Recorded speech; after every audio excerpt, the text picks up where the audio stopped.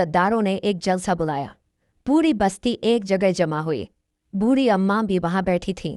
उनके चेहरे पर गहरी चिंता और आंखों में बेबसी साफ दिखाई दे रही थी। एक शख्स खड़ा होकर बोला, अगर ये सांप इसी तरह आता रहा तो न जाने कब हमारा नुकसान कर दे। खुदा न खास्ता हमारे बच्चों को डस ले तो हमें इसका कोई हल निकालना होगा। दूसरे आदमी ने कहा, ये सांप सिर्फ मरियम के पीछे है। हमें चाहिए कि इसे फातिमा के हवाले कर दिया जाए। कम से कम एक की वजह से सारा गांव तो बच जाएगा। ये सुनते ही बूढ़ी अम्मा के आंसू बहने लगे। वह रोते हुए कहने लगी, खुदा के लिए मेरी मासूम बेटी पर ऐसा जुल्म मत ढाओ। उसने किसी का क्या बिगाड़ा है। मगर गांव वाले अपनी जान के डर में सब कुछ भूल चुके थे। जलसे ने फैसला कर दिया कि मरियम को दुल्हन बनाकर सांप के हवाले कर दिया जाए। जब अम्माम घर लौटी और यह फैसला मरियम को सुनाया तो बेचारे लड़की फूट फूट कर रोने लगी। अम्मा, मेरे साथ ऐसा ना होने दे, मैंने तो कुछ भी नहीं किया। मगर माँ बेबस थी। वह जानती थी कि जलसे के फैसले के आगे कुछ भी नहीं हो सकता। अगले दिन मरियम को दुल्हन बनाकर गांव के खुले मैदान में बिठा दिया गया। गांव वाले दूर दूर छिपकर ये मंजर देखने लगे। हर कोई अपने दिल में डर और घबराहट महसूस कर रहा था। कुछ ही देर बाद जमीन हिलने लगी, दरख्तों के पत्ते सरसराने लगे और वही दीव हिकल सांप नजर आया। वह फन फैलाए रेंगता हुआ सीधे मरियम के पास आया। मरियम ने डर से आंखें बंद कर लीं, मगर हैरानी की बात यह थी कि सांप ने उसे डसा नहीं। वह आहिस्ता आहिस्ता अपना रास्ता बदलकर जंगल की तरफ बढ़ने लगा, जैसे वह इशारा कर रहा हो कि मरियम उसके साथ आए। और फिर सबके सामने मरियम उठ खड़ी हुई। उसने किसी भी विरोध के बिना चुपचाप सांप का पीछा करना शुरू कर दिया। गांव वाले ये मंजर देखकर संतुष्ट हो गए। वे कहने लगे, अब हमारी मुसीबत टल गई। मगर बूढ़ी अम्मा के दिल पर क़यामत टूट रही थी। उनके आंसू रुकने का नाम नहीं ले रहे थे। उनकी आंखों में माजी की परछाइयां उभर रही थीं, जैसे कोई भेद उनके दिल में छुपा हो। मगर वह बार बार अपने ज़हन को झटक देती और सोचती, नहीं, इस मसले का हल मुझे खुद निकालना होगा। अगले दिन बूढ़ी अम्मा अपनी लाठी के सहारे धीरे धीरे चलती हुई उस सुनसान जगह की तरफ गईं जहां एक बड़े बुजुर्ग पीर बाबा रहते थे। गांव में उनके बारे में बहुत सुना था कि वह सांपों और परअसरार मखलूकों के बारे में बड़े बड़े राज जानते हैं। रास्ता वीरान था, दरख्तों के साए लंबे हो रहे थे और खामोशी में बस झिंगड़ की आवाज़ गूंज रही थी। आखिरकार वह बाबा जी के छोटे से कच्चे मकान तक पहुंच गईं। थके हुए कदमों और कांपते हाथों से उन्होंने दरवाजे पर दस्तक दी। कुछ पल बाद दरवाज़ा चढ़चढ़ाता हुआ खुला और सामने एक नूरानी बुजुर्ग खड़े थे। बूढ़ी अम्मा ने कांपती आवाज़ में कहा, बाबा जी, मुझे अंदर आने की इजाज़त दीजिए। मैं बहुत बड़ी मुसीबत में फंस गई हूँ। बाबा जी ने खामोशी से सिर हिलाया और उन्हें अंदर बुला लिया। फिर दोनों बाहर एक घने बरगद के दरख्त के नीचे आकर बैठ गए। दरख्त की ठंडी छांव में अम्माओं के आंसू थम न सके। बाबा ने गहरी नज़र से अम्माओं को देखते हुए कहा, क्यों आई हो अम्मा? दिल का बोझ हल्का करो। बूढ़ी अम्मा फूट फूट कर रोने लगीं और हिचकियों के बीच बोली, बाबा जी, एक खौफनाक सांप मेरी बेटी मरीम के पीछे पड़ गया है। वह जहाँ भी जाती है ये उसका पीछा करता है। यहाँ तक कि गांव वालों ने उसे दुल्हन बनाकर उसी सांप के हवाले कर दिया। मेरी बच्ची, मेरी अकेली बेटी, वह इसके साथ जंगल में चली गई है। बाबा जी कुछ पल चुपचाप उन्हें देखते रहे, फिर भारी आवाज़ में बोले, बेटी के पीछे सांप ऐसे नहीं लगता। कोई ना कोई माजी है, कोई ना कोई भेद छुपा है। अम्मा सोचो, क्या तुमने कभी ऐसा कुछ किया है जिसकी सज़ा आज तुम्हारी बेटी भोग रही है? ये सुनकर अम्मा के दिल पर खड़ो पानी पड़ गया। आंखों से आंसू बहने लगे और कांपती हुई आवाज़ में वह अपने दिल का राज खोलने लगी। बाबा जी, मैंने जल्दी में एक बड़ा डंडा उठाया और उस सांप पर वार। मैंने सोचा कि बस एक सांप मार दिया, इसमें कौन सी बड़ी बात है। मगर बाबा जी, इसके कुछ ही दिनों बाद यह सब शुरू हो गया। पहले मरीम को कुएं पर सांप दिखा, फिर खेतों में, फिर हमारे घर के आसपास, और अब तो वह उसे अपने साथ जंगल में भी ले गया है। ये कहते हुए बूढ़ी अम्मा झाड़ झाड़ रोने लगी। लाठी एक तरफ गिर गई और उनके हाथ कांपने लगे। बाबा जी, मैं नहीं जानती अब मेरी बच्ची के साथ क्या होगा। ये सब मेरी गलती का नतीजा है। बुजुर्ग ने संजीदगी से आंखें घुमाकर कहा, ये सांप कोई आम सांप नहीं, ये एक अच्छा धारी सांप है। इसका दिल और एहसास होता है। तुमने इसकी बीवी को मारा है, इसी की तरफ से इंतकाम है। इसीलिए वो तुम्हारी बेटी को ले गया बूढ़ी अम्मा के हाथ कांप उठे। या अल्लाह, वह दहाई देने लगी। मेरी बेटी वापस ला दें हुजूर। बुजुर्ग ने नरम अंदाज में कहा, फिक्र मत करो, मैं इसका हल जानता हूं। मेरे पास सांपों के झड़ों से लेकर उनके माजी तक जाने वाली किताबें हैं। ऐसी बातें जो आम आंखें न देख सकें। मैं तुम्हारी बेटी को बचा कर लाऊंगा, मगर इसके लिए गांव वालों को सच जानना होगा और हमारा साथ देना होगा। वह सांप मरियम को लेकर जंगल की कच्ची राहों से गुजरता हुआ एक टूटी फूटी झोपड़ी के पास आया। झोपड़ी के अंदर घड़ियाल की तरह की खामोशी थी। मरीम ने जब सांप को देखा तो उसका दिल धड़कने लगा, आंखों में जर्दी छा गई और वह बेइख्तियार रोने लगी। सांप उसके सामने रेंग कर रुका, फिर अचानक उसकी शक्ल में अजीब सी लू चमक उठी। फिर वह लम्हा आया जब सांप का वह बदन सिकुड़ा, खाल खुलकर उतरने लगी और सामने एक नौजवान खड़ा हो गया। उसकी आंखें अंगारों की तरह जल रही थीं। वह हंसा, एक उदास कटी हुई मुस्कान, और सर्द लहजे में बोला, अब मेरा बदला पूरा होगा। अब तुम लोगों को मैं सबक सिखाऊंगा।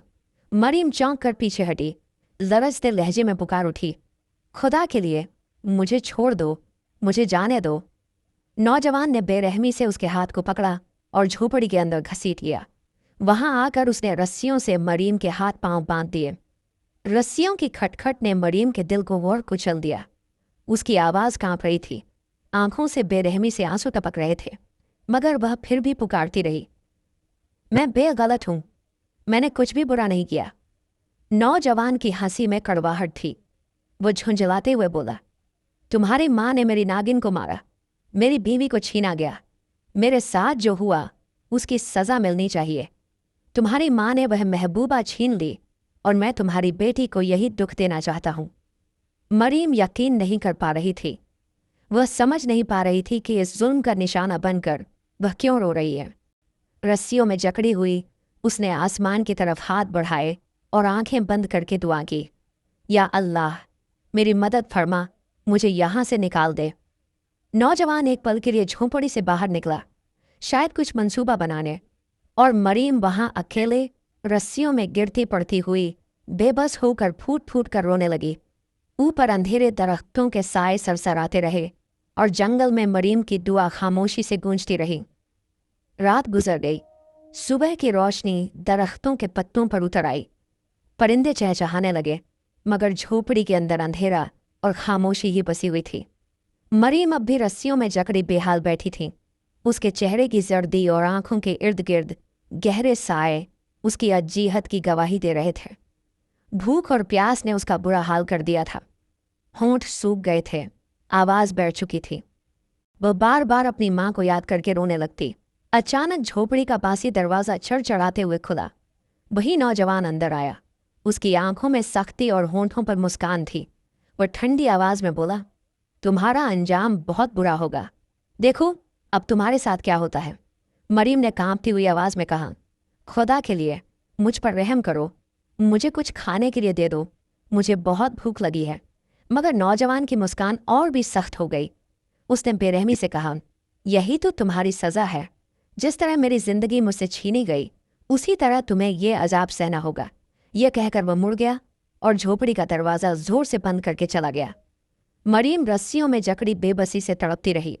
भूख और प्यास की तगड़ी जद ने उसके शरीर को निढाल कर दिया। उसकी आंखों के सामने अंधेरा छाने लगा और अगले ही पल वह जमीन पर बेहोश गिर पड़ी। झोपड़ी में सन्नाटा छा गया और मरीम बेहोश होकर दुनिया से बेखबर हो गई।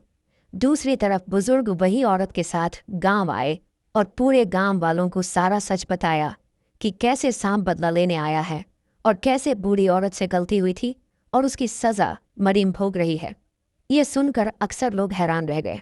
बुजुर्ग ने बताया कि जब भी किसी अच्छे धाड़ी सांप का साथी मारा जाता है तो उसका गम 14वीं रात को अपनी जोर पर पहुंचता है, और 14वीं के बाद आने वाला दिन वह होता है जब वह सांप किसी ऐसी जगह पहुंचकर अपनी यादें ताज़ा करता है जहां उसका प्यार आखिरी बार रहा हो। अक्सर वही कुआं जहां सबका पानी आता था, उसी कुएं के पास हमें मौजूद रहना होगा और उस दिन उस सांप का सामना करना होगा। गांव वालों ने बहस की। कुछ तो बुरा महसूस करते हुए बोले कि यह सब बड़ी अम्मा की गलती है और सज़ा होनी चाहिए, मगर अन्य लोग जो बूढ़ी अम्मा को जानते और उसकी सेवा को समझते थे सीना ठोक कर खड़े हुए और कहा कि हम साथ देंगे। आखिरकार अधिकांश ने बुजुर्ग की बात मान ली और कसम खाई कि 14वीं रात और इसके बाद वाले दिन वह कुएं के पास जमा होंगे। 14वीं रात नज़दीक आती गई। वह रात जैसी थी वैसी ही बेचैन। हवा में किसी तरह की खामोशी, दरख्तों में सरसराहट, मगर दूर दूर तक रोशनी कम। बुजुर्ग ने आखिरकार समझाया, हम युद्ध नहीं करेंगे, हमारा मकसद है दिल जीतना और रिश्तों को समझाना। अगर यह सांप दुखी है तो हमें उसकी तकलीफ सुनने की कोशिश करनी होगी। जो कदम हम उठाएंगे वह बहादुरी और समझदारी दोनों का मिश्रण होंगे। आखिर वह दिन आ ही गया। गांव वाले बुजुर्ग के साथ उस पुराने कुएं की तरफ रवाना हुए। रात गहरी थी, चांदनी मध्यम और हवा में अजीब सा बोझिल सन्नाटा था। कुएं के चारों ओर सब जमा हो गए। बुजुर्ग ने अपनी पुरानी किताब निकाली। उसके और कागजों में हलचल हो रही थी। बाबा ने आंखें बंद करके मंत्र पढ़ना शुरू किया। गांव वाले हाथों में डंडे और मशालें लिए पहरे की तरह खड़े थे। अचानक कुएं का पानी हिलने लगा। पहले हल्की सी लहर उठी, फिर भारी बुलबुले उठने लगे। पल भर में पानी से धुआं सा निकलने लगा और फिर एक भयानक चीख के साथ वही सांप सामने प्रकट हो गया। उसकी आंखों में जलते शोलों जैसे लपटें थीं और उसके फन की सरसराहट से जमीन हिल रही थी। सांप गरजते हुए बोला, बंद करो ये सब, तुम जानते भी हो कि तुम क्या कर रहे हो। बुजुर्ग ने डंडा जमीन पर मारते हुए कहा, हमें मरीम को वापस चाहिए। बताओ वह कहाँ है, वरना हम तुम्हें जिंदा नहीं छोड़ेंगे। सांप तड़पने लगा। उसके फन से चिंगारियां निकलने लगी। वह दहाड़ते हुए बोला, वह जंगल में है, वह मेरी दुनिया में है, तुम उसे कभी नहीं पा सकोगे। यह कहकर सांप गुस्से से चीखने लगा। बाबा ने तुरंत अपनी किताब से एक कागज का टुकड़ा फाड़ा, उस पर मंत्र पढ़ा और कुएं में फेंक दिया। पल भर में कुएं के अंदर आग भड़क उठी। धुएं के गहरे बादल उठे, शोलें लपटे और देखते ही देखते वह सांप झलकर राख बन गया। गांव वाले पीछे हट गए। उनके चेहरों पर हवा में बारूद और जलने की तेज खुशबू फैल गई थी। बुजुर्ग ने गहरी सांस ली और कहा, हमने यह कर दिखाया। वह सांप अब हमेशा के लिए खत्म हो गया है, लेकिन असली काम अभी बाकी है। हमें मरीम को तलाश करना है। यह सुनकर अम्मा की रगों में उम्मीद की हल्की सी लहर दौड़ गई। वह बार बार आसमान की तरफ देखकर दुआएं मांगती रही। बुजुर्ग, बूढ़ी अम्मा और गांव के कुछ बहादुर लोग जंगल की तरफ निकल पड़े। 2 दिन तक वह लगातार जंगल की घनी झाड़ियों, नदियों और सुनसान रास्तों में मरीम को तलाश करते रहे। हर पत्ते की खड़खड़ाहट पर अम्मा चौंक कर सोचती, शायद यह मेरी बेटी हो, मगर कोई निशान नहीं मिलता। आखिरकार 2 दिन की लगातार मेहनत के बाद भी मरीम का कोई पता नहीं मिला। अम्मा की आंखें रोते रोते सूज गई। वह हर पेड़ और हर झाड़ी के पास मरीम का नाम पुकारती, मगर जवाब में सिर्फ सन्नाटा होता। वह दहाड़ते हुए रोने लगी, मेरी बच्ची कहाँ चली गई? या अल्लाह, मुझे मेरी मरीम वापस दे दे। और इस तरह उम्मीद और निराशा के बीच वह काफिला जंगल के बीच भटकता रहा, मगर मरीम का सुराग अब तक एक राज ही था। फिर एक दिन बुजुर्ग और गांव वाले जंगल की तलाश में एक पुरानी झोपड़ी तक पहुंचे।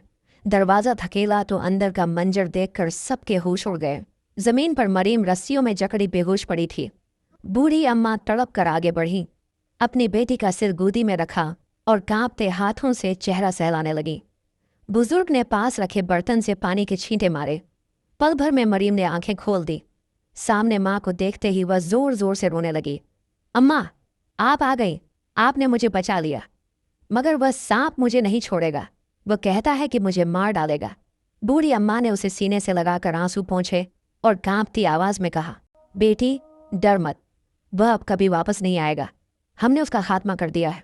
बुजुर्ग ने अपनी गर्दन से एक ताबीज निकाला, मरीम के हाथ पर बांधते हुए कहा, यह तुम्हारी सुरक्षा करेगा। अगर कभी कोई और सांप पास आने की कोशिश करे तो यह तुम्हें बचा लेगा। अब तुम बेफिक्र हो जाओ। इस तरह अम्मा अपनी बेटी को साथ लेकर गांव वापस लौट आईं। गांव के कुछ लोग शर्मिंदा थे, जिन्होंने जलसे में मरीम को कुर्बान करने का फैसला किया था, मगर मरीम के दिल में कोई करीना नहीं था। उसने सबको माफ कर दिया और अपनी माँ का हाथ थामे अपने छोटे से घर आ गई। जब उसे सारी हकीकत पता चली तो दिल में दुख जरूर हुआ कि यह सब उस वक्त शुरू हुआ जब उस सांप की नागिन को मारा गया था, लेकिन शुक्र था कि अल्लाह ने उसे इस खौफनाक मुसीबत से निकाल लिया और एक नई जिंदगी दी। अगर कहानी पसंद आई हो तो चैनल को सब्सक्राइब करना ना भूलें।